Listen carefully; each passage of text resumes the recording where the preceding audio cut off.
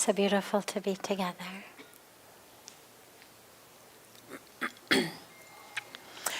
ये राजेश्वर दास का भी बुलाना है ना दूसरों का.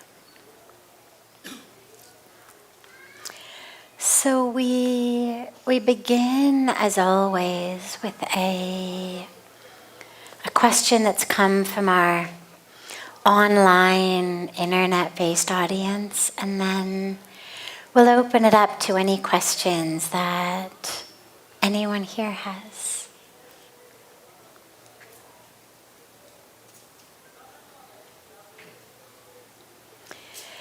My boyfriend cheated on me. Is this because of my own karma in the past? Or did he make a new karma that he will be punished for? And this is asked by, I hope I'm pronouncing this right, Oyevidi on Instagram.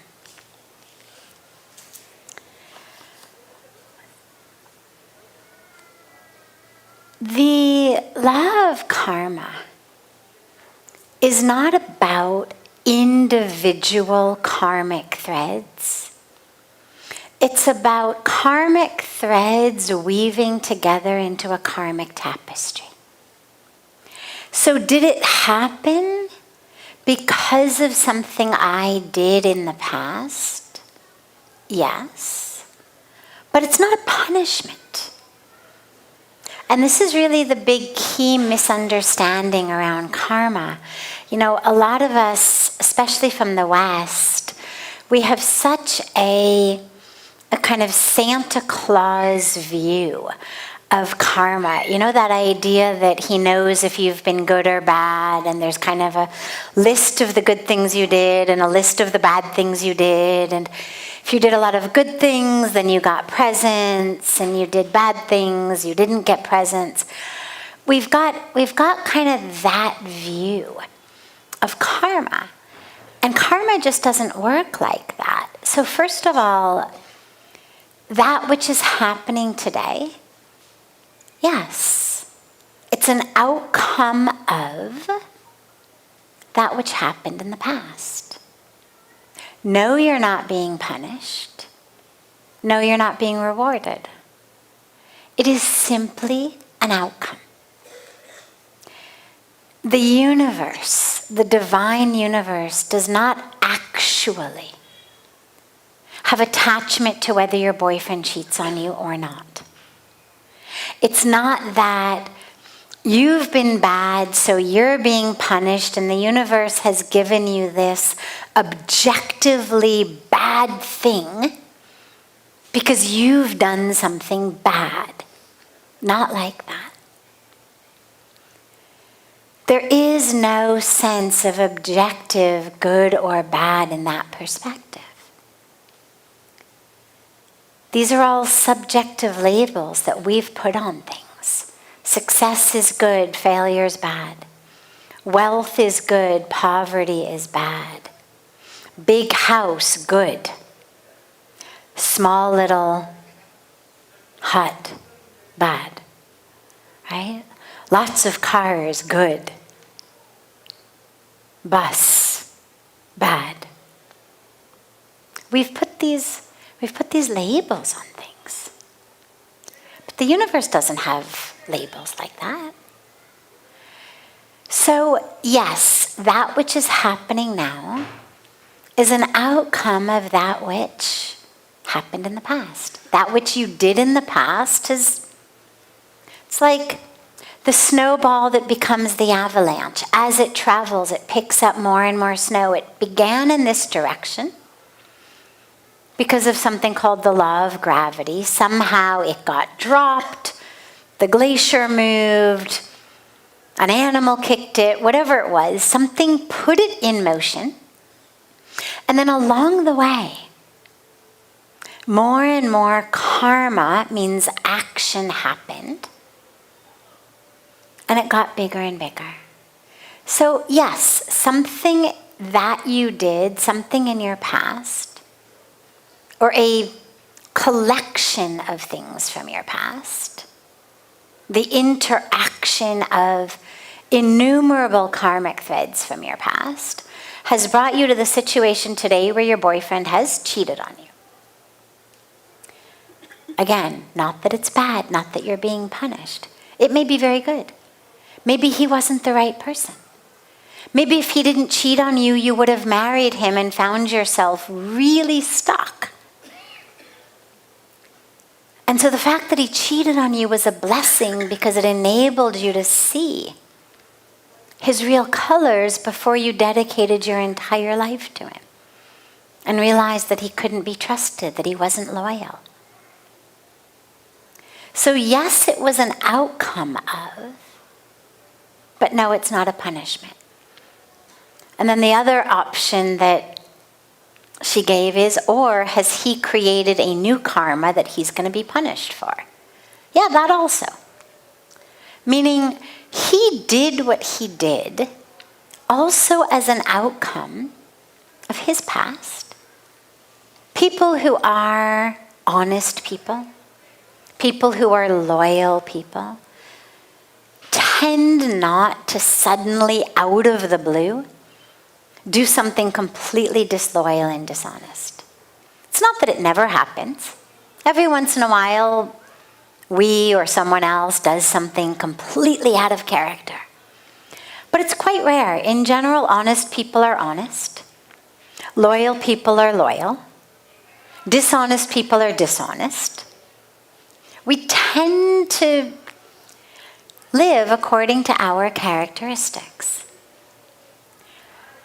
His past karmic experience has created a situation where he's dishonest, maybe for the first time, maybe in a habit of dishonesty, in which he got swept up in lust, in passion, in ego, in drama, whatever it may have been.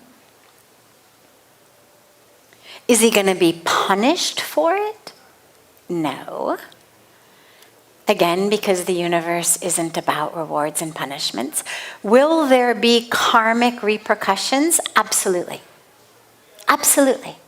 The action of cheating on you is a seed that will bear fruit in his life. Absolutely. But lastly, here's the beautiful part about that. His disloyalty, his cheating, his harm of you, even if it was for your best interest, still it was harm. It was violence, what we call hinsa. There will be consequences. But the good news is, the universe doesn't require you to hold a grudge so that he gets his karmic due. A lot of us think that we have to do that. Someone harms us, and we have to stay angry and hold a grudge and kind of not let go, as though we are the safe keepers of that piece of knowledge for the universe. And that if we let go, if we move on, somehow it's going to disappear into oblivion. But it doesn't. He has set a karmic snowball, if you will, in motion. You don't need to hold on to it. You don't need to stay in pain. That law of karma is perfect. He's going to get his karmic due. And your job now is to move on in your new freedom. To not let your future stay stuck with his mistake of the past. Beautiful. Questions here? Yes, come, there's a microphone right here.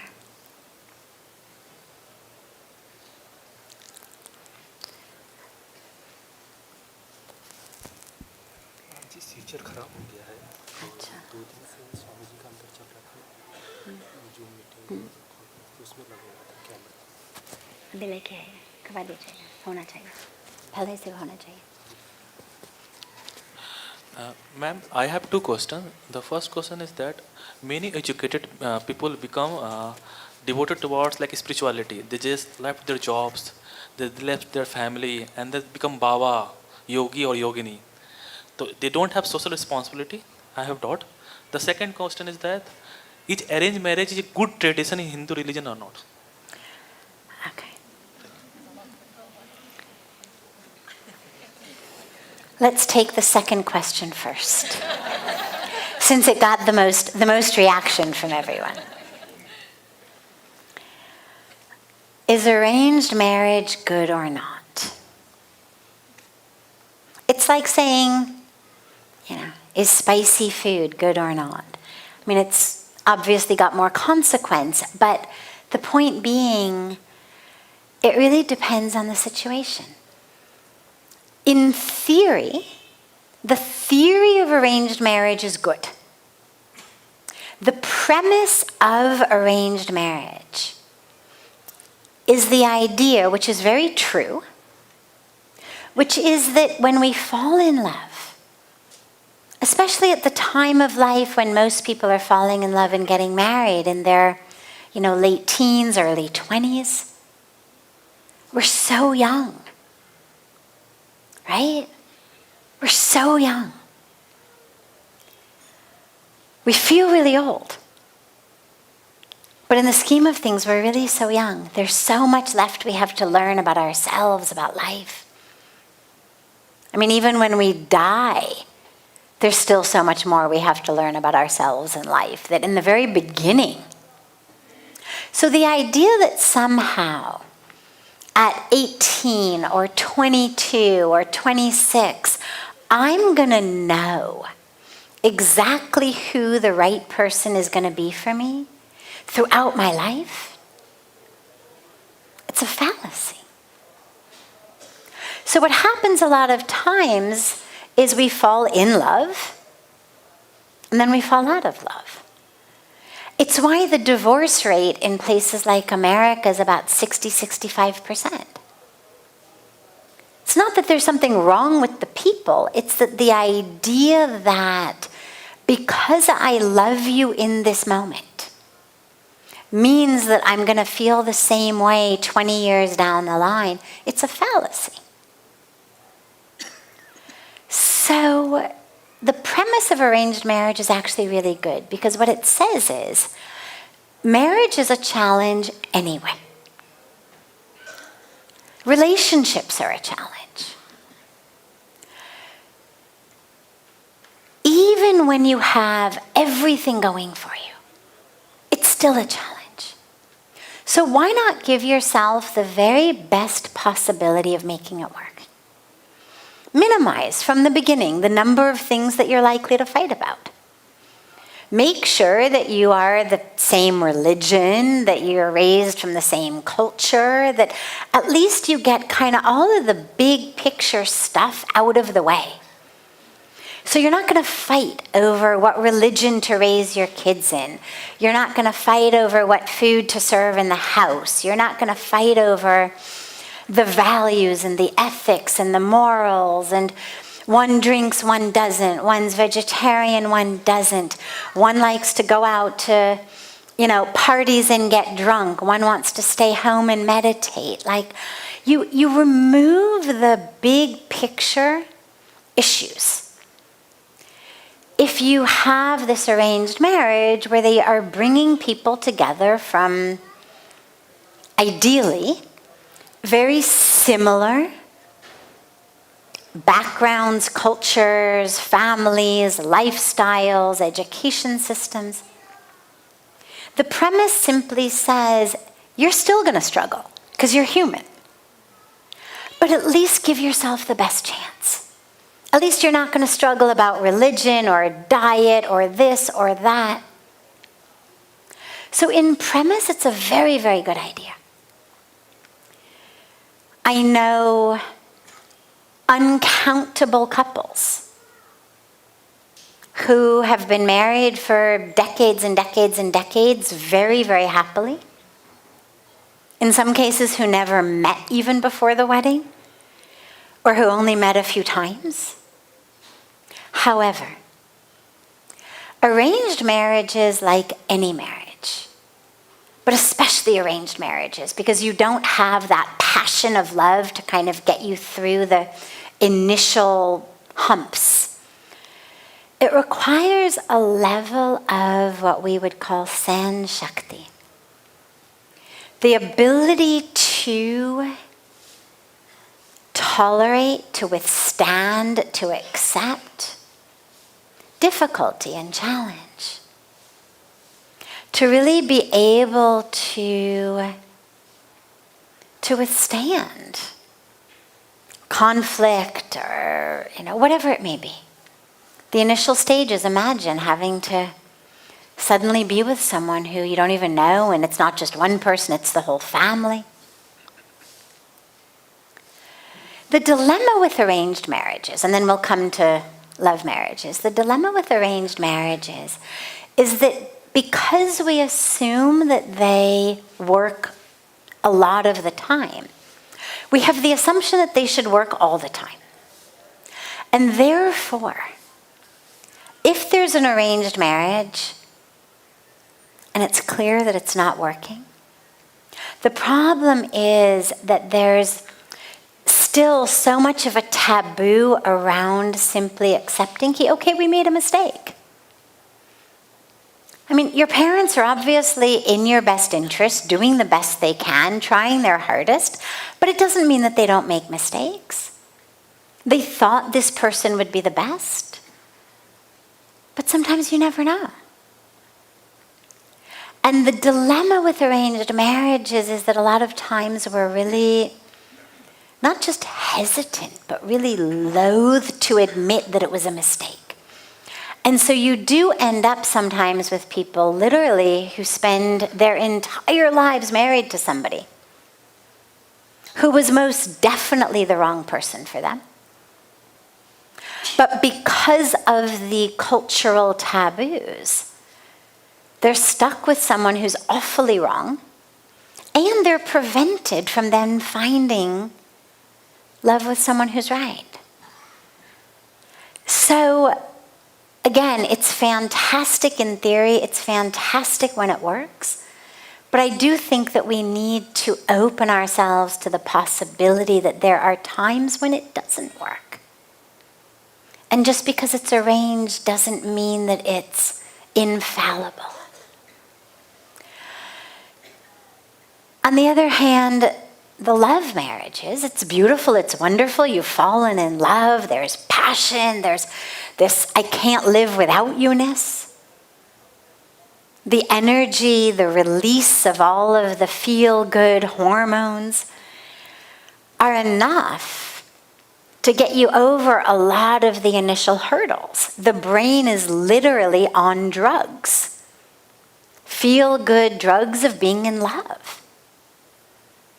And it's great. You feel great. All troubles seem completely conquerable. The dilemma is if you don't have that same San Shakti, that ability to tolerate, to withstand difficulties. The minute that those fireworks kind of stop, the minute that the feel-good chemicals dissipate, they don't have a very long half-life. And the minute that they dissipate, you're left with very real, very human challenges. And especially if it's someone of a different religion, a different culture, a different way of life, a different background. Of course, love can conquer all. But what it means is that you've got to use all of your energy to keep that fire of love lit. You can't just assume that because it was lit in the beginning, it's going to stay lit. This is why I always say relationships are a yoga. It is a practice. It is a constant practice. Any good yoga teacher will tell you, there's a lot of styles of yoga. Some of the yoga is much more about flow, and you're just in each asana for a very brief period of time. But a lot of styles of yoga are really focused on kind of holding asanas for a while, developing the strength, developing the balance, developing the ability to really hold that. Not in perspiration, but in balance and alignment. And yeah, you may also perspire, but the point is a strength in mind, in breath, in body, in balance. But I mention it because if you've ever practiced that type of yoga, what you'll know is, in order to hold any asana nicely for more than 30 seconds, you're constantly readjusting. You get into it. But if you're going to hold it, and you're going to hold it well, you are constantly readjusting. You're able to go a little deeper. You're able to stretch a little bit more. You need to push a little bit more here. You notice that you've let go over here. You push more here. You notice you've let go over here. It's a constant readjustment, as is marriage. You've got to be prepared to keep working it. You put all your attention over here, you're going to let something go over here. And you better come back and take care of it, or it's going to bite you in the rear end. So you come and you fix it over here. And then you notice that you've let go of it over here, and you come back and you take care of it here. So either way, regardless of where you start out, you're going to need that yoga. And again, regardless of where you start out, mistakes can happen. And I'm not of the personal belief that we should be subjected for our entire lives to a mistake that we or our parents or someone who had our best interest at heart but didn't necessarily make the best decision made in our teens or 20s. But you've got to use as much energy and time and capacity and resources as you can to try to make it work. Otherwise, people end up, switching marriage partners like they switch toothpaste brands. Oh, I don't like this one anymore. I want a different one. Oh, I'm going to try this one, forget that one.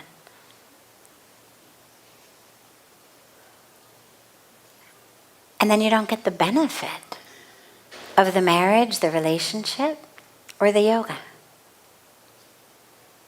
Great. Yeah. Other questions? Yes.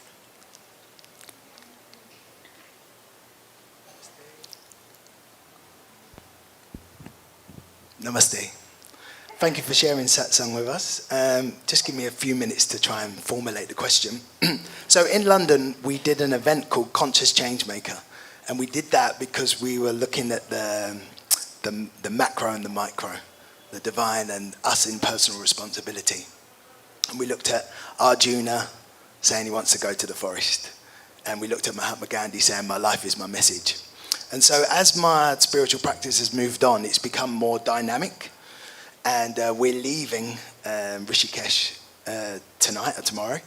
And very often people that are practicing spirituality, it's like in the eyes closed experience, or it's on the yoga mat, or it's in a divine place. And then it kind of gets left off. People want world peace, but they fight in the Facebook comments. People want change. All this kind of stuff happens. So what I want to ask you is that when I've come to Parmarth Niketan, I've seen that you as a sannyas, you're there, you're in the meditation and yoga, but it's a very dynamic place. You've got many programs happening, you're planting trees, you're doing that. So there's a lot of dynamism there. Could you share some experience about you personally being a conscious change maker, and also how we can be inspired to be a conscious change maker out of the eyes closed experience, off of the mat, and outside of Rishikesh in our own lives? Beautiful, beautiful question. So, if you want to be a change maker, especially if you want that change to be from darkness to light, from what we would call a bad situation to a better situation, negative to positive, you have to be conscious. You can't bring about positive change if you're not conscious. And if you're really conscious, you can't help but be a change maker. Real consciousness does not enable us to live in a box. If I am content to live in just a box, to be only on my cushion, only on my mat, I am not really conscious. There may have been times in history in which there was a very important role for those seers and saints and rishis and mystics, and not just there may have been, there most definitely was a time in history in which the place for many, if not most, of the conscious beings, the meditators, the yoga doers, was in caves, on mountaintops, meditating. But that was a different yuga. Different era, different rules, different situation. Right now, in Kali Yuga, this era that we're in right now, literally an era of darkness. You know, the official name is Kali Yuga, but you could also call it the era of all hands on deck. We need all hands on deck. It's not an era to sit this one out. Now, if there's a balance though, because the dilemma becomes, if I don't recharge, if I don't find what Pujya Swamiji calls the noiselessness amidst the noise, or the peace in the chaos, then I just become noise and chaos. And then I'm not actually an efficient or effective change maker. Then I'm just yet another person screaming and yelling in the noise and the chaos. You know, then it becomes the whack-a-mole situation, right? That arcade game where, you know, when I was a kid, you'd go to the arcade and there was this game where there were, I don't know, maybe 10, 12 little holes, and you'd put in a quarter and you got a hammer with some fuzzy fur on the end of it. And out of one hole, a little furry mole character would pop up and you had to whack it down. And then out of another hole, one would come up and you had to whack it down. But as you whacked them down, they got faster and faster and faster until you found yourself literally going, you know, until you missed enough of them that your quarter was over and you had to put in more money. If we don't develop an inner practice, even if we are good people, compassionate people, loving people, kind people, people wanting to bring peace and change, we end up moving through our world like you're playing the whack-a-mole game. We don't actually achieve anything and we get incredibly tired, incredibly frustrated. And so we need our time on the mat, on the cushion, inside ourselves, in nature. Whatever it is that really rejuvenates us. To find that inner spring of not just energy, but wisdom and direction. To actually know how to act, what to do. And I know for me, I mean, this has been Pujya Swamiji's teachings from the very beginning. It's all about service. Not because we are the doers, not because we are the change makers and others are the recipients of our service, But because that service is not only a critical aspect of our spiritual practice, but is the most natural outcome of a spiritual practice. If your meditation is real, and you are experiencing oneness and connection on the cushion, and you stand up, you are going to become an instrument of service in the world. You can't help it.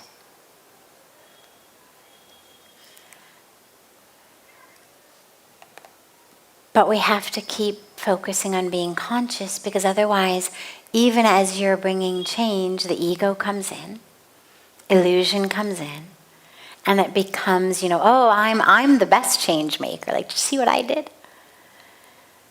Those people aren't really doing anything. We're doing so much more than they are. And then you lose it. So you have to stay conscious and clear and aware. And to recognize it's not you. It's just that it's the divine flowing through you, and you're just being given an opportunity to be an instrument. I mean, does an apple tree that gives apples to hungry kids put up a sign that says, "I feed the hungry"?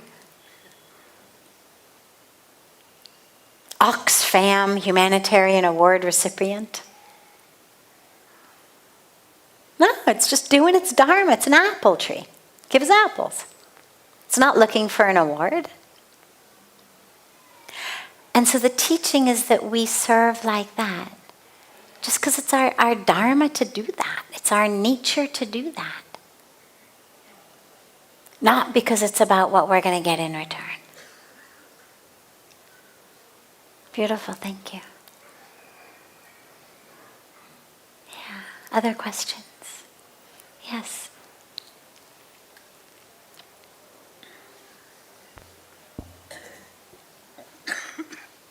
Namaste. Namaste. अभी जिस हम समय में रह रहे हैं उस समय काफ़ी सारी उलझने हैं. दोबारा शुरू कर दीजिएगा, थोड़ा सा ऊपर कर दीजिएगा माइक ताकि सुन लेंगे. In this era we are living, there are so much opportunities and so much to learn, so much to do, and there are so much conflicts as well in the mind.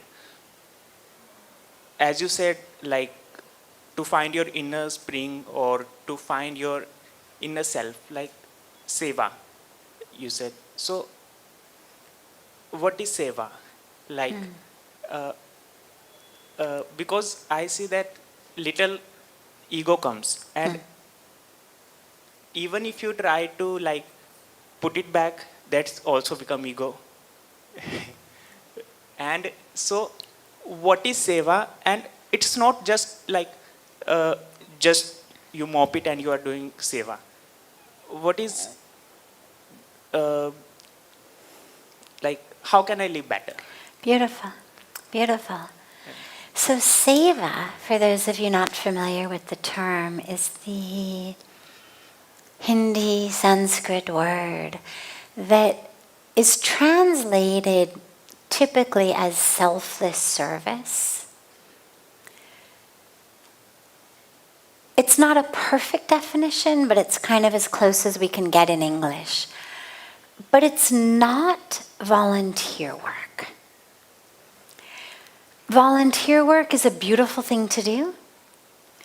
But volunteer work is something that we do with a clear idea that there are poor people or there are needy people.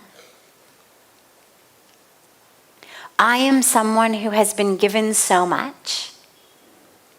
Therefore, I am going to use a little bit of my time, a few hours a month, a few hours a week, whatever it might be, and I'm going to volunteer my time at a soup kitchen, at a battered women's shelter, at an orphanage, planting trees, stuffing envelopes to raise money for an organization, whatever it might be. Good thing to do. It's a great thing to do. Everyone should do volunteer work. seva, the distinction is, seva is actually a spiritual practice. So on the outside, it looks very similar. We're doing the same things. But seva is actually done as a way of purifying our mind and our intellect to remove the borders and the boundaries between us and them. Seva is that which shows us, I'm not separate. There isn't a me who has feeding you who don't. In seva, the people who receive from us, either directly or indirectly, are giving us a beautiful blessing by giving us the opportunity to serve. And in seva, we're really clear that all of us are here simply playing our roles on this stage, and that in this particular incarnation, we are playing the role of the ones doing the feeding, and they're playing the role of the ones receiving the food, but that ultimately we are one. And that through them receiving the food, we are being given the opportunity of seeing ourselves in them as we feed them. Not to walk away with a sense of like, oh yeah, God, I'm so great, I just fed a few hundred kids. But wow, what a beautiful opportunity to see myself in those children. So we use seva to purify our intellect, to purify our mind. And it's why, as you speak about sweeping the floor, frequently, in a lot of places, traditionally, seva is kind of the most mundane, manual type of stuff. It's sweeping the floors, it's cleaning toilets, it's scrubbing dishes, it's cutting up vegetables. Because it's really hard to think very highly on yourself when you're scrubbing the inside of other people's toilets. There's sort of a self-denigration that comes with, cleaning someone else's poop that traditionally has been seen as a valuable way of cutting through ego and illusion. Our way here, and many other organizations' ways now, is much more around actually giving people who need the money the opportunity to do things like clean bathrooms, wash dishes, cut vegetables, sweep the floors, people without any other skills. And people who, if they didn't have that job, wouldn't have any money at all. And allowing others to actually use whatever skills we've been given, in whatever ways we've been given, to be instruments in the hands of the divine. But the intention is exactly the same. So whether I'm scrubbing poop out of a toilet, washing dishes, designing a website, stuffing envelopes to raise money, going door to door to raise money, taking pictures, taking videos, writing books, whatever we may be doing. Organizational levels, handling accounts, doing data entry. All of the different types of jobs that people do. The intention is all exactly the same. It's about purify my mind, purify my thoughts, purify my ego. I am just an instrument in the hands of the divine, and the whole point of this exercise is for me to let go of all of the attachment, expectation, identity, ego that makes me suffer and that keeps me stuck and that sees myself as separate.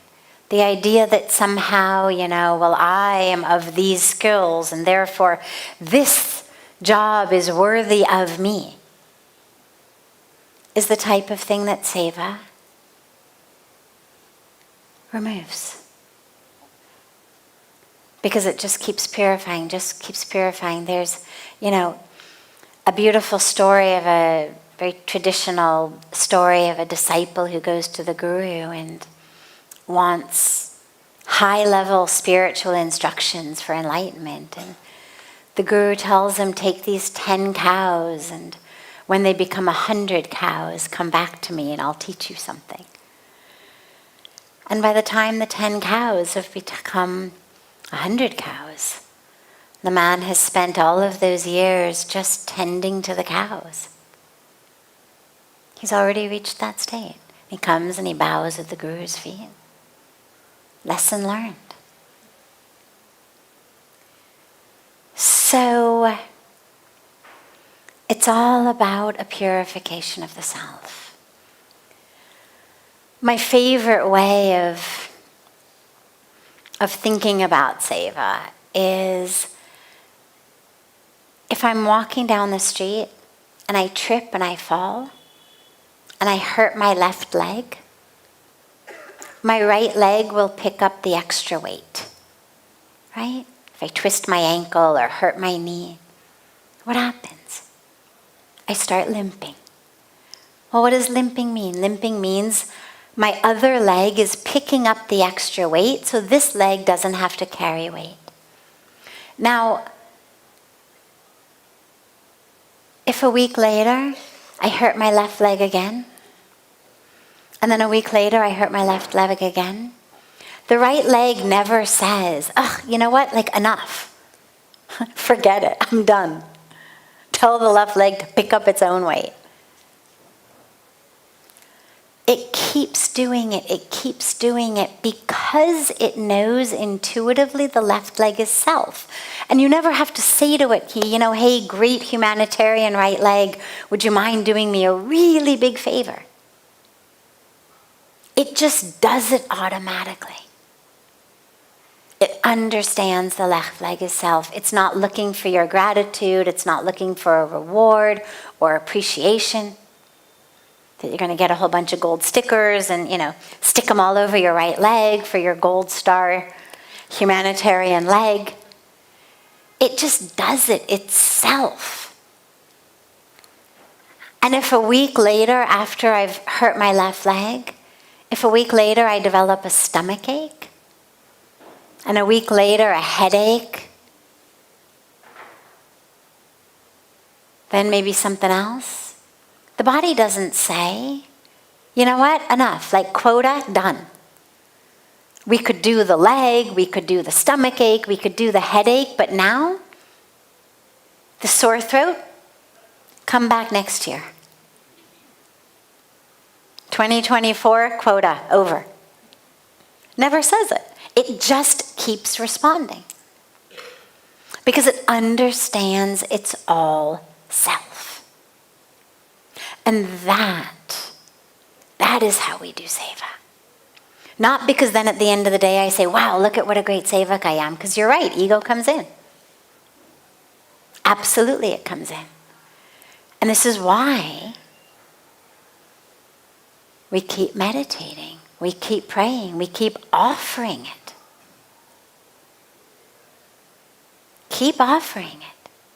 There's a beautiful line in the Gita where Bhagavan Krishna says, Yat karoshi yadashnasi, yajjahoshi dadasyat, yat tapasyase konteya, tat kurushva madarpanam. And it means whatever you do, even all the good stuff, your sadhana, your tapas, your yagna, all of that you do, offer it to me. You're not even the doer of that. Offer it to me.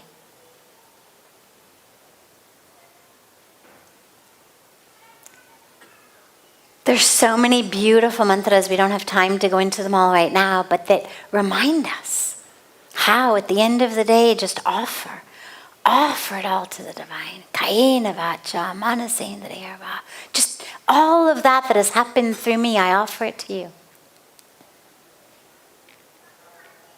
So whenever ego comes in, we offer it, we offer it, we offer it.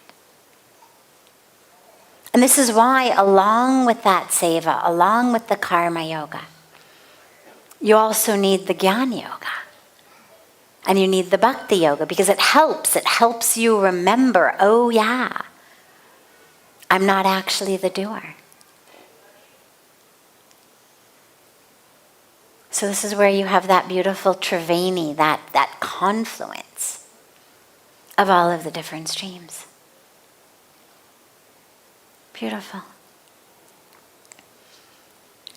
Have a beautiful, beautiful rest of your evening. A beautiful morning and day to our family joining us from all over the world.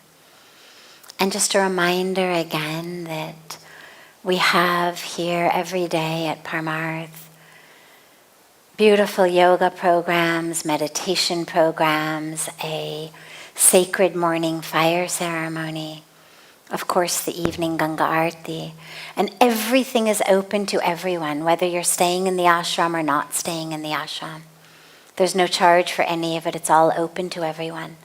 There's a schedule in the reception area through here of all of the daily offerings, so please feel free to take advantage of all of the different ways throughout the day to learn and to connect and to grow and expand. And I look so forward to seeing you here tomorrow evening. So much love to you all.